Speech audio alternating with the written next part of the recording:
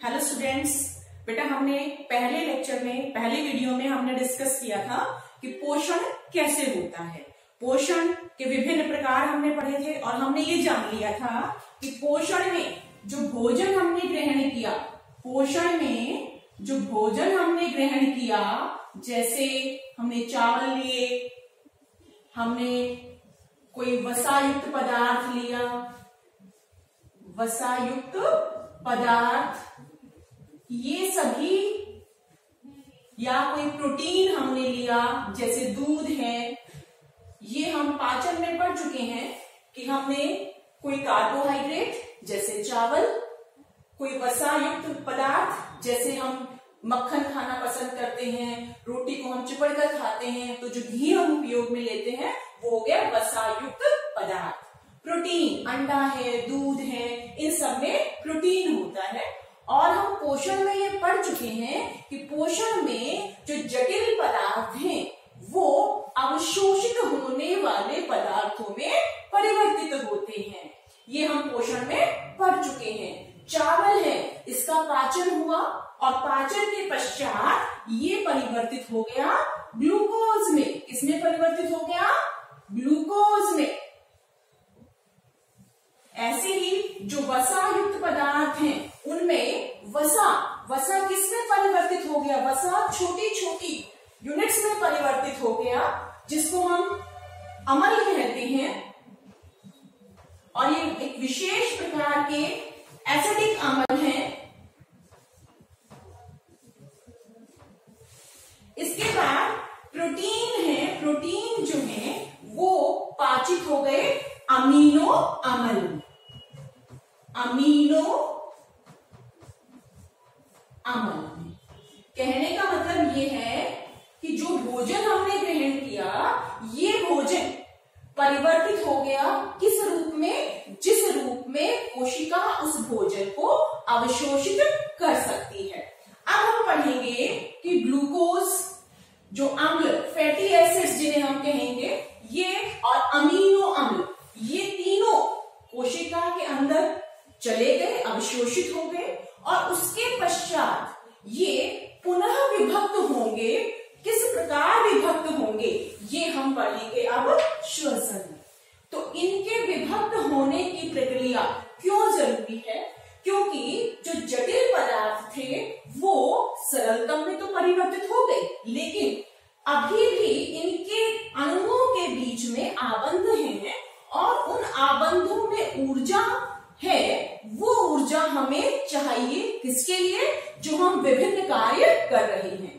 जैसे अब मैं बोल रही हूं, आप बैठे हैं, आप लिख रहे हैं, आप सुन रहे हैं, ये जो सारी प्रक्रियाएं हो रही हैं, ये प्रक्रियाएं संभव है ऊर्जा के कारण। तो भोजन का पाचन हुआ, लेकिन ऊर्जा किससे निकलेगी? ऊर्जा निकलेगी श्वसन से। तो अब हम पढ़ेंगे कि जो ग्लूकोज कोशिकाओं के अंदर चला गया, जो फैटी एसिड्स जो कोशिकाओं के अंदर चली गई, अमीनो अम्ल जो कोशिकाओं के अंदर चले गए, वो किस प्रकार निकलेंगे, उसमें से ऊर्जा निकलेगी और हम उस ऊर्जा का उपयोग करें। अब हम देखते हैं कि हम भोजन में सबसे अधिक क्या लेते हैं। अगर हम देखें तो भोजन में हम सबसे अधिक कार्बोहाइड्रेट लेते हैं और उसमें ग्लूकोज बनता है पाचन के पश्चात। तो जो ग्लूकोज है, हम इसी के बारे में पढ़ेंगे। ये अम्ल या जो फैटी एसिड्स हैं, अमीनो अम्ल हैं या फैटी एसिड्स हैं, इनके बारे में हम हाई क्लासेस में पढ़ेंगे। तो अब हम शुरू करेंगे ग्लूकोज से। ये ग्लूकोज कोशिका में पहुंच गया और जैसा कि आप क्लास 9th में कोशिका की संरचना पढ़ चुके हैं, कोशिका की संरचना में आपने पढ़ा था कि कोई भी जो कोशिका है उसको हम मुख्यतः दो भागों में विभक्त करते हैं। ये एक कोशिका है, इस कोशिका को हम दो भागों में विभक्त कर सकते हैं। एक कोशिका द्रव्य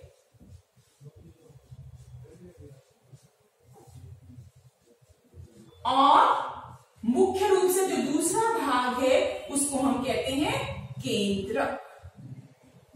क्या? एक हो गया कोशिका द्रव्य, दूसरा केंद्र। तो भोजन का पाचन हुआ और ग्लूकोज या फैटी एसिड्स या अमीनो अम्ल, हम फैटी एसिड्स या अमीनो अम्ल, फैटी एसिड्स या अमीनो अम्ल या ग्लूकोज, ये कोशिका के अंदर अवशोषित हो गए और कोशिका द्रव्य में विद्यमान है। अब कोशिका द्रव्य में किस प्रकार से इनका विघटन होगा और ऊर्जा निकलेगी, ये हम देखेंगे। ये अलग अलग जीवों में अलग अलग प्रकार से होता है। जैसे कुछ जीव ऐसे हैं जो वायु के अनुपस्थिति में ग्लूकोज का अपघटन करते हैं, जैसे यीस्ट। यीस्ट एक मैंने पहले भी बताया था, ये एक कोशिकीय फंगस है, एक कोशिकीय कवक है। फंगस मीन्स कवक, तो ये एक कोशिकीय कवक है और ये एक कोशिकीय कवक की खासियत विशेषता क्या है कि ये वायु की अनुपस्थिति, वायु की अनुपस्थिति में ग्लूकोज का विघटन करता है। किसकी उपस्थिति में? अनुपस्थिति में ये करता है वायु की अनुपस्थिति में। अब वायु में मुख्य रूप से ऑक्सीजन है, तो हम ये भी कह सकते हैं कि ये ऑक्सीजन की अनुपस्थिति में ग्लूकोज का विघटन करता है। अब हम देखते हैं कि क्या करता है, कैसे करता है। तो एक हो गया एक प्रकार जिसमें विघटन वायु की अनुपस्थिति में हुआ, एक हम ये पढ़ेंगे। दूसरा हम पढ़ेंगे जैसे हम स्वयं हैं, हमें ग्लूकोज का अपघटन वायु की उपस्थिति में होता है और एक विशेष अंगक माइटोकॉन्ड्रिया, जिसको power house of the cell, कोशिका का पावर हाउस भी कहा जाता है, उसमें होता है। कहां होता है? माइटोकॉन्ड्रिया,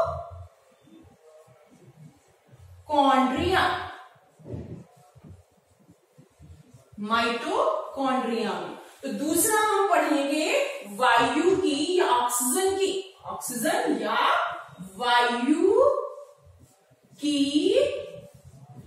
उपस्थिति, वायु की उपस्थिति में, वायु की उपस्थिति में। ये दो कंडीशंस हो गई। इसके पश्चात तीसरा प्रकार हम और पढ़ेंगे जब वायु या ऑक्सीजन का अभाव होता है। तीसरी कंडीशन क्या हो गई?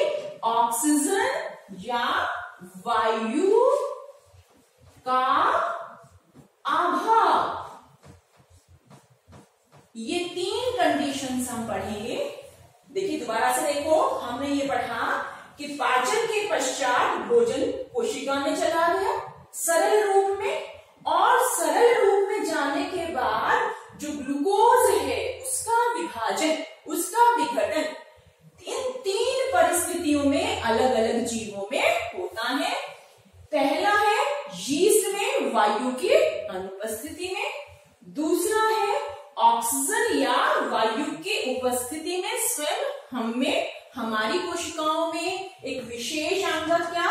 माइटोकॉन्ड्रिया, जिसको हम power house of the cell कहते हैं। और तीसरा भी हमें ही होता है, जो हमारी मांसपेशियां हैं उनमें वायु के या ऑक्सीजन के अभाव में। इसको समझने के लिए देखो, जब आप बहुत तेजी से दौड़ते हैं, बहुत तेजी से दौड़ते हैं, और अक्सर अगर आप नहीं दौड़ते हैं, मतलब पहले आप नहीं दौड़ते थे लेकिन किसी कारण एक दिन आपको तेज दौड़ना पड़ा, या क्लास में आपको पनिशमेंट दे दी गई और आपसे उठक बैठक लगाई गई, सपोज 50 उठक बैठक आपको एक दिन लगानी पड़ी, उससे पहले आपने कभी नहीं लगाई थी, तो क्या होगा? हमारी जो मांसपेशियां हैं वो ज्यादा कार्य कर रही है रेगुलर फॉर्म की बजाय। तो अब क्या होगा? हमारी मांसपेशियों में उतनी ऑक्सीजन हमें नहीं मिल पा रही है, तो क्या हो गया? ऑक्सीजन का अभाव हो गया। उस स्थिति में ग्लूकोज का विघटन, जो दूसरी स्थिति है, उससे अलग होगा। अब हम देखते हैं कि जो उत्पाद बने, यीस्ट वायु की अनुपस्थिति में जो उत्पाद बनाएगा, हमारी कोशिकाओं में वायु की उपस्थिति में जो उत्पाद बनेंगे, और जो हमारी कोशिकाओं में मांसपेशियों में वायु के अभाव में जो उत्पाद बनेंगे वो क्या क्या है, ये बहुत इंपॉर्टेंट है। और बेटा बोर्ड के एग्जाम में ये जो डायग्राम है, जो स्कीमेटिक रिप्रेजेंटेशन है, बेटा ये बहुत बार आती है। तो बिल्कुल आसान है, और जो अब तक मैंने कराया है उसको हम एक रिप्रेजेंटेशन की फॉर्म में, स्कीमेटिक रिप्रेजेंटेशन की फॉर्म में अब हम लिखेंगे, उसको आप जरूर ध्यान रखेंगे। हम शुरुआत करते हैं किससे? ग्लूकोज। किससे शुरुआत की हमने? ग्लूकोज से शुरुआत की। अब ध्यान देंगे, ग्लूकोज एक 6 कार्बन वाला अणु है। समझ में आया? इस ग्लूकोज में कार्बन के 6 अणु हैं। ये ग्लूकोज कहाँ आ गया? ये कोशिका द्रव्य में आ गया। कहाँ है ये ग्लूकोज? कोशिका द्रव्य में है। कोशिका द्रव्य, कोशिका द्रव्य आप समझ चुके हैं, अभी मैंने आपको समझाया था कि कोशिका द्रव्य क्या है। अब कोशिका द्रव्य में जो ग्लूकोज है ये विघटित होगा। अब हम पहले ये नहीं देख रहे कि वायु की उपस्थिति है या अनुपस्थिति है या अभाव है। इन तीनों क्रियाओं से पहले ग्लूकोज कोशिका द्रव्य में विभक्त होगा। कैसे? एक ऐसा अणु बनेगा जिसमें 3 कार्बन हो और उसके 2 अणु बनेंगे। मतलब कोशिका द्रव्य में जो ग्लूकोज है वो विभक्त होगा पायरुवेट में। पायरुवेट, ये जो पायरुवेट है ये 3 कार्बन वाला अणु है। कितने कार्बन वाला? 3 कार्बन वाला अणु है। और ये 3 कार्बन, ये 6 कार्बन, तो इसका मतलब पायरुवेट के 2 अणु बनेंगे, तभी ये बैलेंस होगी। आपने पहले चैप्टर में पढ़ा था कि कोई भी रासायनिक अभिक्रिया जो है वो दोनों तरफ अभिकारक और ये क्या? उत्पाद, दोनों तरफ जो अणुओं की संख्या है, तत्वों के जो अणु है उनकी जो संख्या है वो बराबर होनी चाहिए। तो अब बेटे यहाँ देखो, यहाँ 6 कार्बन थे, यहाँ 3 कार्बन, तो ये 2 अणु पायरुवेट के बनेंगे। अब इसके पश्चात विभिन्नता आएगी, उसको हम देखते हैं। यहां तक तीनों जो प्रकार है उनमें समान रूप से विघटन होगा। ग्लूकोज से पायरुवेट बनेगा, कोशिका द्रव्य में बनेगा, चाहे वायु उपस्थित है या अनुपस्थित है।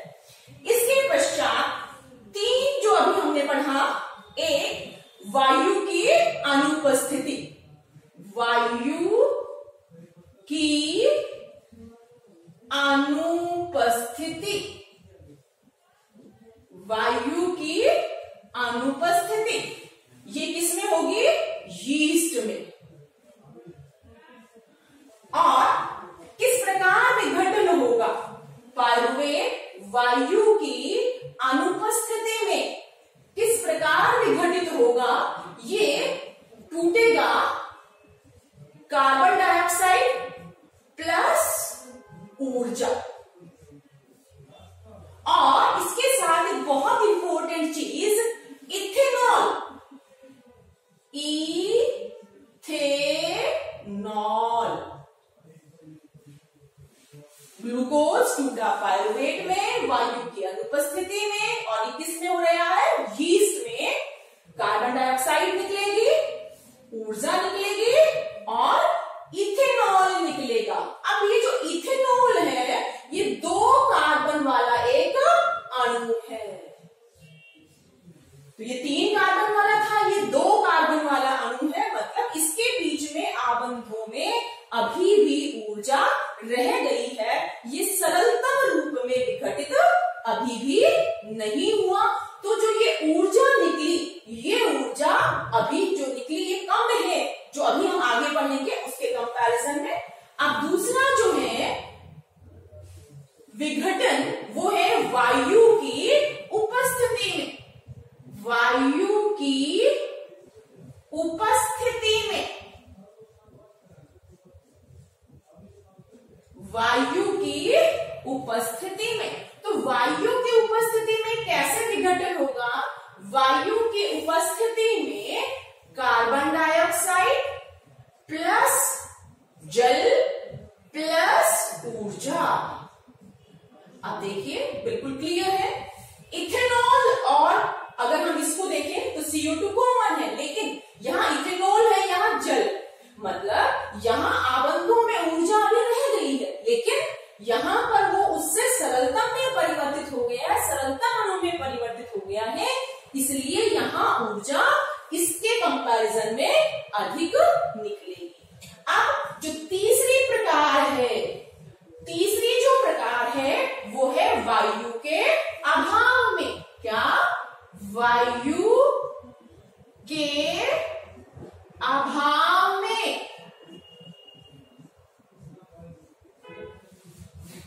वायु के अभाव में। तो वायु के अभाव में कहा? हमारी मांसपेशियों में। कहां होगी ये क्रिया? हमारी मांसपेशियों में,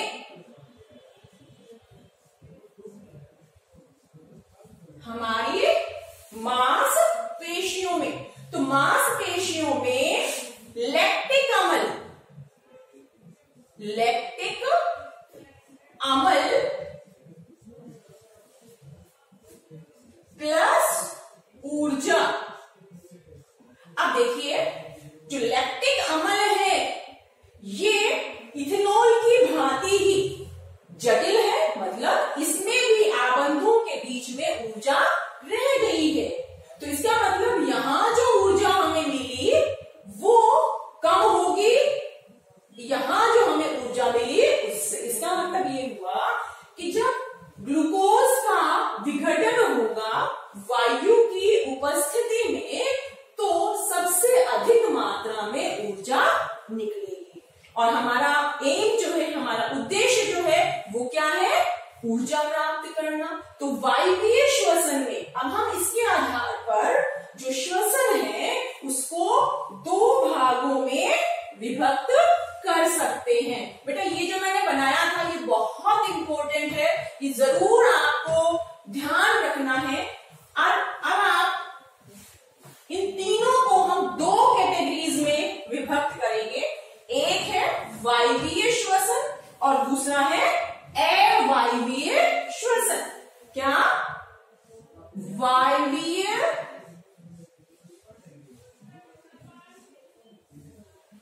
श्वसन और दूसरा है अवायवीय श्वसन। अवायवीय श्वसन, वायवीय श्वसन और अवायवीय श्वसन, इन दोनों में अगर हम अंतर करें तो अगर हम पहले से शुरुआत करें, वायवीय श्वसन वायु की उपस्थिति में, ऑक्सीजन की उपस्थिति में होगा, और अवायवीय श्वसन वायु की अनुपस्थिति में। तो पहला हो गया वायु की उपस्थिति में, वायु की उपस्थिति में। ये हो गया वायु की अनुपस्थिति में, अनुपस्थिति में, अनुपस्थिति में या अभाव में, दोनों ही स्थितियां हो सकती हैं। उसके बाद दूसरा आप कह सकते हो ऊर्जा की मात्रा। ऊर्जा की मात्रा ज्यादा बनेगी किसमें? वायवीय श्वसन में, और अवायवीय श्वसन में ऊर्जा की मात्रा कम होगी। यहां क्या होगा? ऊर्जा अधिक मात्रा में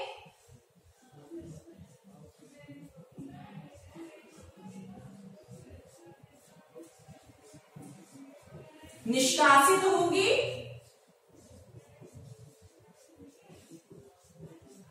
और दूसरा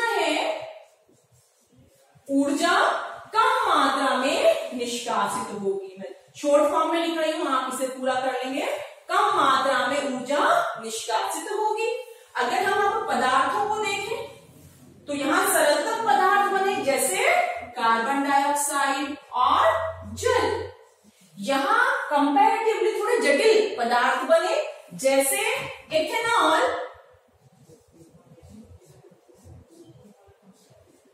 और लैक्टिक अम्ल। लैक्टिक अम्ल ये सरल है इनके कंपैरिजन में।